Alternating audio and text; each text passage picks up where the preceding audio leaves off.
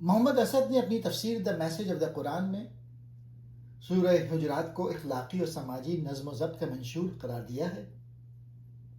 ان کے نزدیک یہ سورہ محض چند احکامات کا مجموعہ نہیں بلکہ ایک مثالی معاشرے کی تعمیر کے لیے بنیادی ڈھانچہ فراہم کرتی ہے۔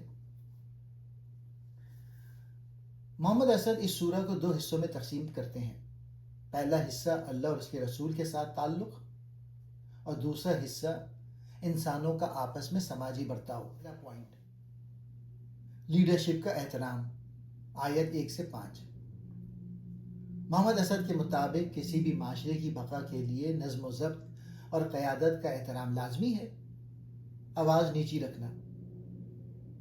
اسد اس کی تشریح کرتے ہوئے کہتے ہیں کہ یہ صرف جسمانی آواز نہیں بلکہ رسول صلی اللہ علیہ وآلہ وسلم کی لائی ہوئی تعلیمات کے سامنے اپنی رائے کو فوقیت نہ دینے کا نام ہے۔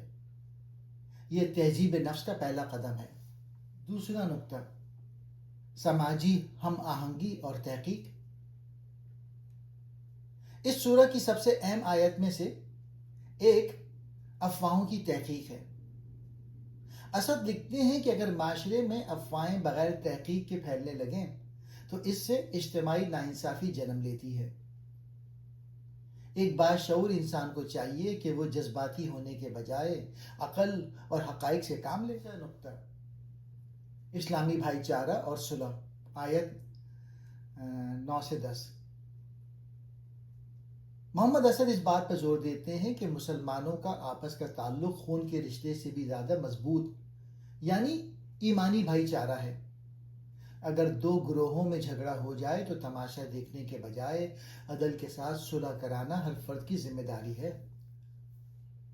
چوتھا نقطہ، معاشرتی برائیاں، نفسیاتی تجزیہ۔ اسد صاحب ان آیات کی تشریح میں بتاتے ہیں کہ تمسخر یعنی مذاق اڑانا، بدگمانی اور غیبت دراصل انسانی وقار پر حملہ ہیں۔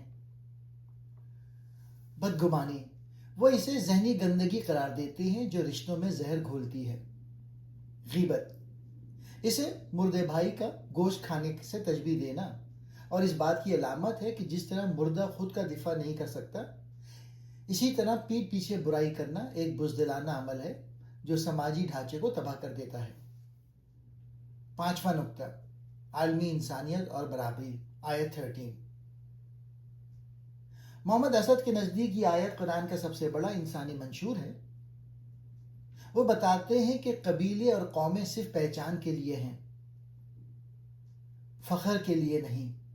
فضیلت کا واحد معیار تقوی یعنی اللہ کا شعور اور خود احتسابی ہے۔ یہاں نسل پرستی کا مکمل خاتمہ کر دیا گیا ہے۔